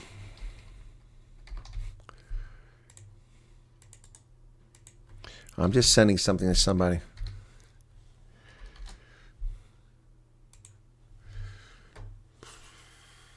So Petzer had that. Wow, that's huge news if it's true. It wouldn't shock me, though. 600,000 applications would be something. So, but before we start taking that for face value, I need to know the sourcing on that. Yep. Spartan watches when he can. Thank you. From Birmingham, settling well down here. Well, good for you, Henry. Birmingham's too hot for me. I was down there early this year. Yeah, Guy, I would agree with what you're saying there as well. I would agree with what you're saying there. Again, we need to run this down. Lots of rumors start spreading. People are spreading all kinds of crap on Facebook and WhatsApp that's not true. So, and on YouTube channels. Well, no, I wouldn't say he's generally very reliable. He's a good guy. He means well, but he's said some things that are wildly outlandish in the past. But yeah, he tends to put honest effort into it. Father was born 64 and 4 passed away. Consider who blessed thing announced. Who you talking to? Me? Blessed? Hart is also in Alabama. How come nobody tells me this stuff, man? How come you aren't telling me this? I hope you guys in the States that are over here as refugees are watching the ads. Because even with the declining viewership, we can use the ad revenue. That's weird. I just heard incoming jet very low and loud. Normally they have miles at the west. Well, Karen, by the way, Karen, I saw earlier you didn't win the 6,000 rand. I'm sorry to hear that. That sucks. Why not believe everyone I talked to applied for and say they were a lot more interested, but keep it hush. I'm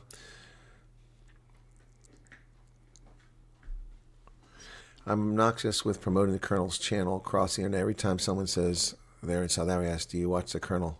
Cool. Thank you, Light Rain. When you met Anderson Cooper, did you notice any reptilian? No, I didn't meet Anderson Cooper. No, I met Donny O'Donnell, the Irish leprechaun. Yep. Osmongo reacted. Yeah, I saw I saw a clip of that on Ernst von Sale, and I wasn't impressed by what he had to say. So maybe I need to go watch on his channel. Well, Willem should admit that he's biased. We're all biased. I admit that I'm biased, and I'm quite clear about my bias. Representative democracy is the best form of governance that the polity has ever developed, and capitalism is the best economic system on the planet. The concept of supply and demand. That's my bias. Absolutely. America's the greatest country in the world. 100%. That's my bias. But that objectivity is the issue, not bias. I mean, when people say that people are biased, that's just a silly comment. Of course people are biased. It's natural human tendency to have bias. You know, I'm not going to go over there because that's a saber-toothed cat and he'll eat me. That's a bias. A bigotry against that cat. Maybe he's a friendly cat. Yeah, kitty, kitty, kitty. Oh, Timmy bit my hand off. That's bias. You know, we all have biases. Objectivity is the key word here. Have to be objective. Oh, that's good, Nev. Chief Warrant Officer Eric Slover shot in the legs multiple times using a walker, still stood where the Democrats failed to. That's good. What was your projection when their first number of interest was mentioned? You mentioned one applicant for a family of 4 as an example. Oh, I said that if there's truth to the numbers, I estimated that we're talking between 400,000 and 600,000 is what I said last year. Yep. I said that at least 250,000 applications, and we're talking as many as 400,000 to 600,000 people, depending on family size. That's what I said last year. Yep, you can go back and check it. That's what I said. That's what I said. 2025 says it's the best channel for factual reporting. Anyone asking, we always send them here. How many come, I don't know, but it's obligation to help spread. Well, thank you so much for that. I meant to do an interview, just waiting for the other family that we're caught up in Southern, hopefully next month. Okay, Hart, that's fine. No, you don't have to apologize. I'm just saying I didn't know you were in Alabama. You can't be objective while biased. Of course you can. Of course you can. Of course you can. What do you mean you can't be objective? Of course you can be objective. You're just honest about your bias and you treat people fairly. So for instance, in the video that I did about John Steenhuisen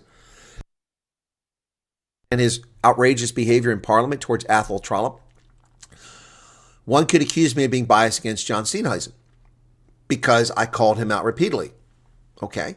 But when John Steenhuisen got a good dig in against the EFF, when he had a great comeback, I didn't ignore it. I didn't cut it out. I included that in there.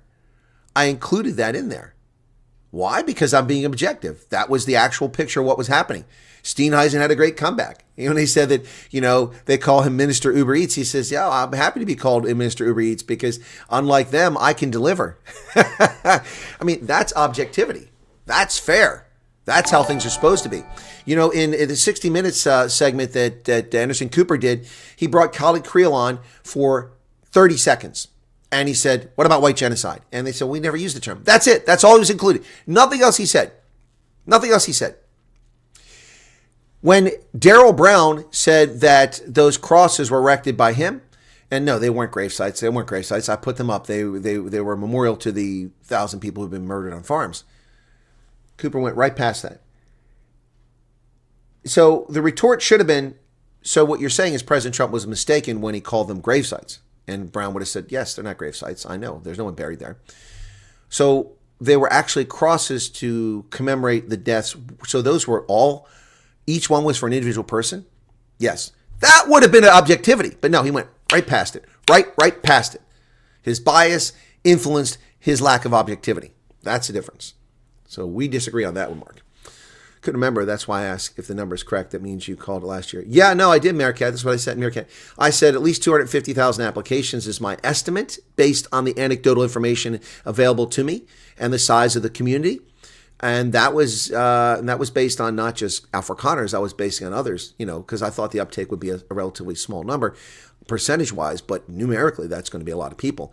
And so family size, you know, anywhere between 400 and 600,000 people. I did say that, yep.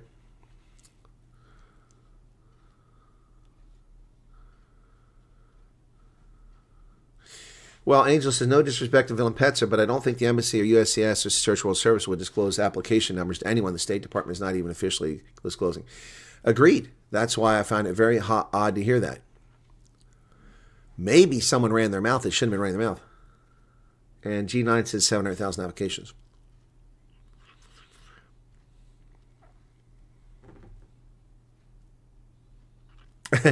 STN Swart said, Donia O'Sullivan is exemplar of the ignorant Irishman,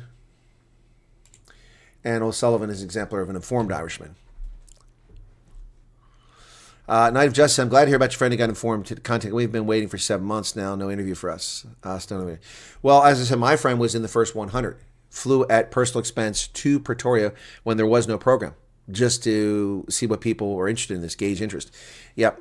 Every human being is somewhat biased. It's an undeniable characteristic of human being. Being honest about it deserves utmost respect. Thank you, Thing Announced. That's the point I'm making. So if the argument is that someone's biased and we can't trust what they're saying, then we can't trust anything anyone's saying. Everyone's biased. That's my point.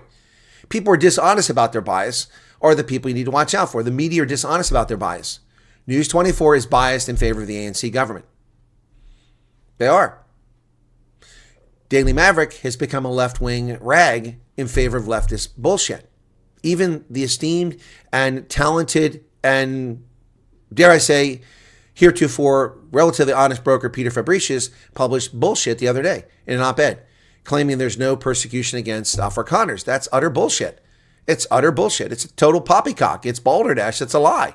It's untrue. He doesn't see it. That doesn't mean it's not true, or that it doesn't exist.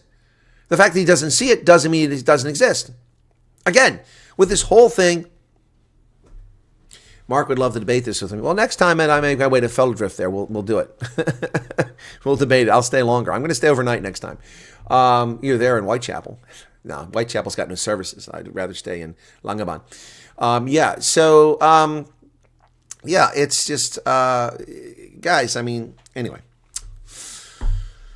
But how will refugees fly if there is such an increase in application approvals? Okay, well, Joe, Texas, I covered it in the video, but I'll cover it again now. Okay, first off, if the U.S. government processes 4,500 refugee applicants per month, that is 150 per day, working 7 days a week. The flights are 7 days a week. 150 refugees per day if they fly all the people they process at some point. They won't be those people today. They'll probably go in 3 weeks or a month or 2 months. But at that pace, 4,500 refugees is 150 refugees per day, 30 days a month. That has already been achieved. What do you mean, how are they going to do it, Joe, Texas? They've already done it. We already have flown as many as 200 plus refugees in one day out of South Africa.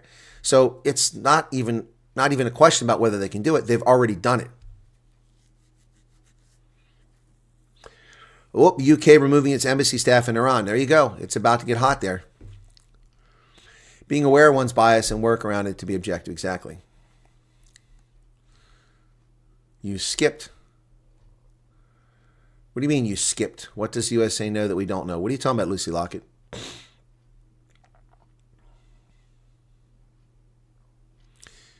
Okay, what else? Mark says, we'll do it. Okay. This is going to sound selfish, but I wish Church Western would first clear the bit. That's not selfish, Angel Wings. I think that's reasonable. I think the people that have been waiting a year and 8 months and 10 months ought to be the first to go.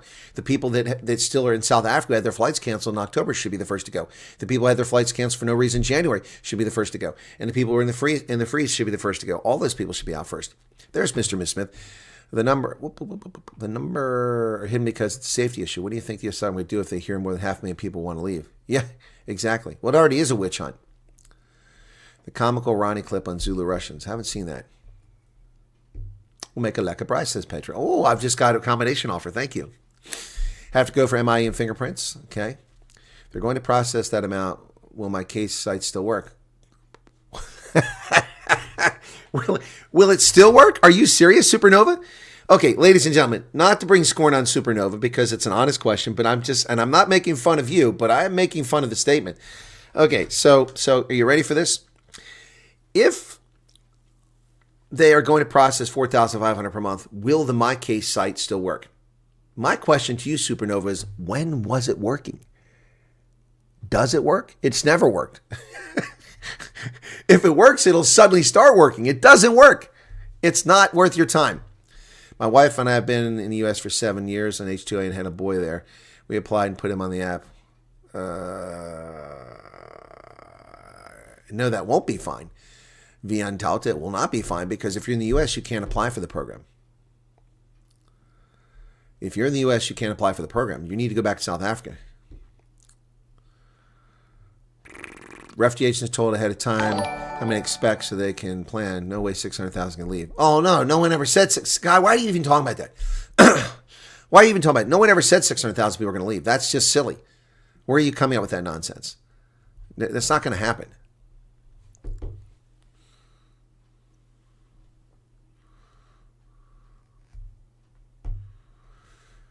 I'm biased to liars. I absolutely hate people lying to me. Hard truth is better than a sweet lie. Agreed.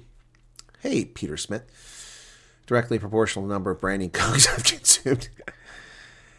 Joe Texas got a call from Church World Service regarding our friend. Okay, so I guess they want to put him near you. Not advocating, just watch lefties are losing at Sky News. They may be ahead of time, but not news from Europe. The U.S. is behind them. Lots of laughter against the Democrats. I don't know what you're talking about, David. What are they laughing about? What I am worried about is that us that feel kind of forgotten about will fall through the cracks even further. No.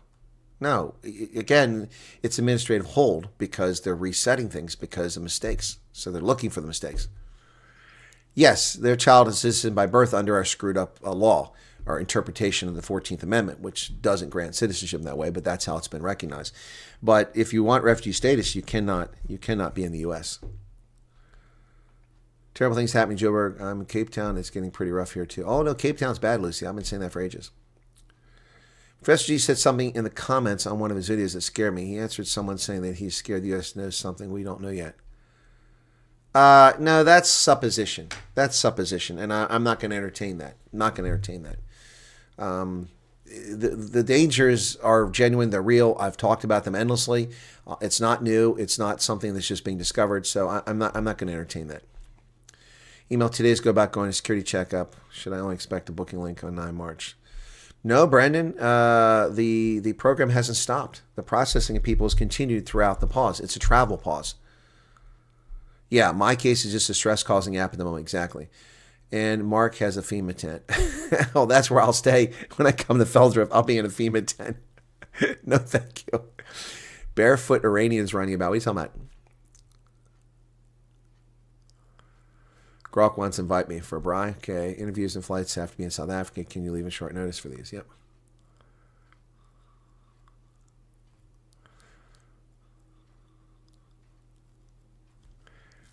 Yeah, no, the case files aren't lost. It's all electronic. First off, you did an email, so there's an email somewhere. Now, if the emails are ignored, that's a different thing. But the emails no longer apply. You did a statement of interest. There's a digital record of that. They still have that, and they still access it when you file an intake questionnaire. But unless you've done intake questionnaire, which is all tracked, all database fed, all parsed into information, it's there. Why don't I can't cover the anti-State of the Union? We need a good laugh. Because I've been busy, and I'm leaving tonight. It's 1 o'clock, and in 2.5 hours, I've got an appointment, and I've got to go get petrol, stop at the bookstore, do my appointment, and then from there, it's on the road. And I'm terrified to find out what it's going to cost me for the toll. Let me see if I can see what it's going to cost. Last time I went to Pittsburgh, it was $40, I think, something like that. Let me see. Let me see. This will be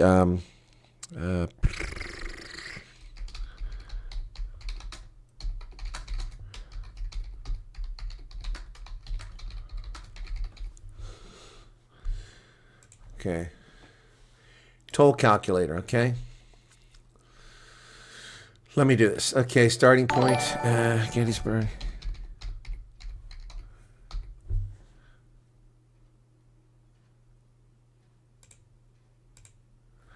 And I'm going, oh, let's say Camp Hill.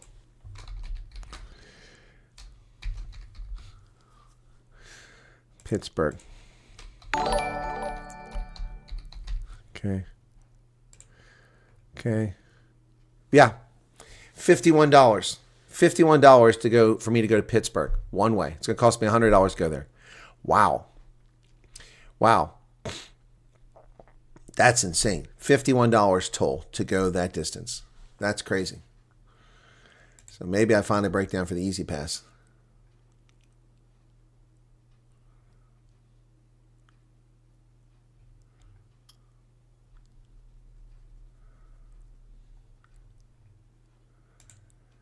Wow.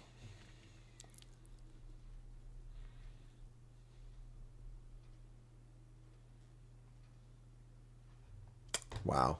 $100 to go there on the turnpike. That's insane. What are we paying tolls on other roads? We pay triple that to fix our tires after. Yeah, no, I got you. I got you. $100. It's going to cost me $100 to go to Pittsburgh this weekend. That's insane. Absolutely insane. Absolutely insane. By the way, I've just gone to 3,000 followers now on Facebook. And you keep seeing that click up on here. Wow. There's no snow forecast. Sunday there might be snow, but that'll be coming back.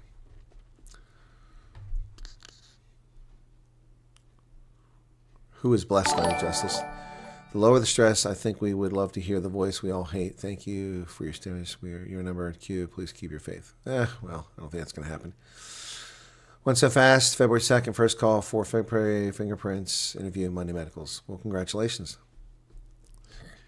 Yeah, Joburg e-tolls were such a disaster. And I had to get, the thieves took my money. They billed the rental companies, and I got billed after the fact for tolls for a toll that didn't exist anymore. It was shut down. Yep. No, I've paid a few $100s in tolls in Johannesburg that for a toll that doesn't exist. The courts already shut it down. They still billed me. Nothing I can do about it. Anthony says, I've got 23,000 followers on my Facebook page, and I share your shorts on my page. Well, thank you for that.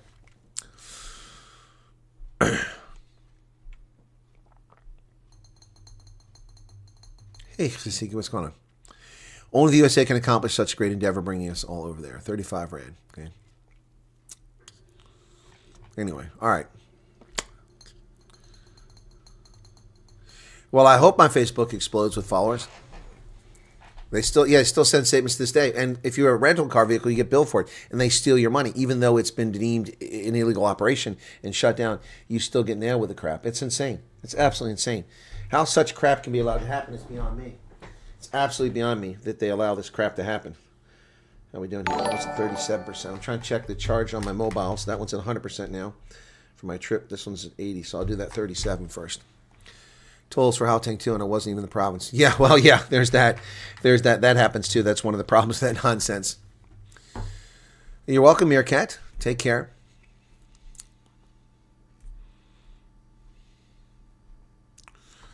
What types of fraud can be committed with a refugee program resettlement for refugees? Can you point out what to look for? Sure. What types of fraud? Okay, first off, refugees who lie. That's fraud.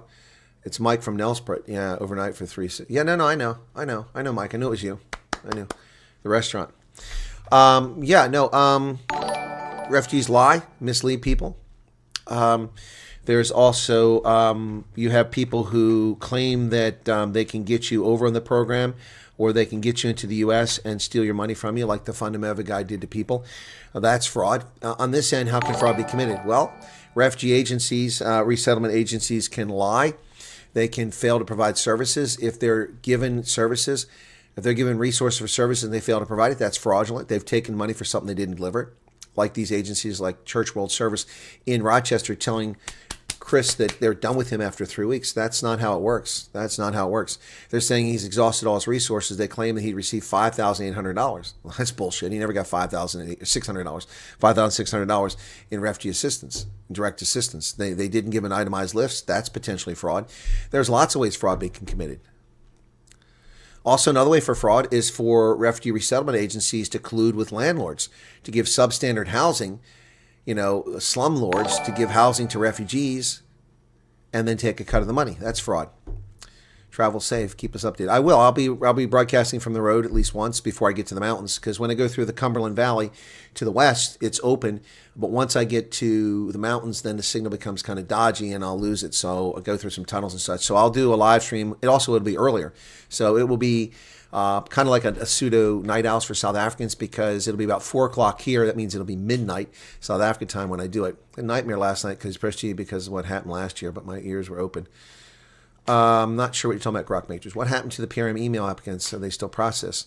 Many of them are still waiting. Well, there aren't many. There are some. What happened? Well, Militis Day Academy, if they listen to me, then they're fine. I told them when the PRM email went through, we were never told any different, but I told them in May 12th to do the statement of interest, whether they've done an email or not, because we don't know if the emails will be read. And then I told everybody who had done a PRM email and or just the statement of interest on November 4th of 2025, you must do an intake questionnaire. The embassy website says so. If you didn't do the intake questionnaire, it doesn't matter if you did a PRM email. It doesn't matter if you did a statement of interest. You will not be listed, because they're not going to that data unless prompted to do it from an intake questionnaire. If you did one or both of those things previously and then you did an intake questionnaire, when you get the intake questionnaire, they're going to look to see if you did previously, and pull up your previous data, and then it's going to be matched up with what you got. But if you don't do the intake questionnaire, you ain't going nowhere. I've told everybody that since November 4th, and people don't listen to me, that's their own fault. Did I understand correct, Chris? President Trump erecting prefab housing with the intent to provide housing? Nope. See, that's bullshit. Not bullshit. Where did you hear that at? Ingrid? That's bullshit. Who said prefabricated housing? No such thing. That is not what the news article says. That is not what I've stated. It sounds like Facebook bullshit. I will read to you what it says. It sounds like Facebook bullshit. No. No.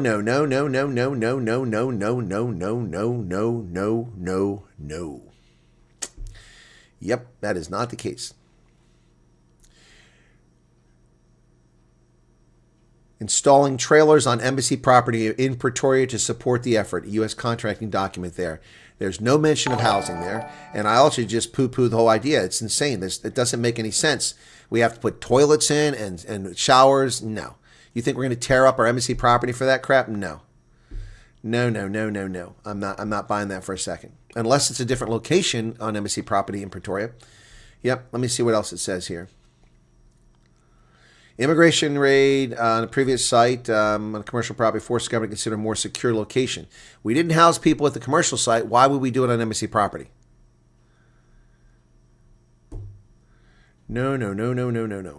The contracting document said a South African company received a no bid, no compete, $772,000 contract, 14 million rand, to supply and install 14 prefabricated modular buildings as part of a temporary modular village on embassy property. Because it's a village, it's a term. It doesn't mean you're going to be living there. So let's not make that assumption. Let's not spread that BS. Okay? Thanks for the news. Enjoy your trip. Do you understand wrong? It's offices, work through the applications. Yep.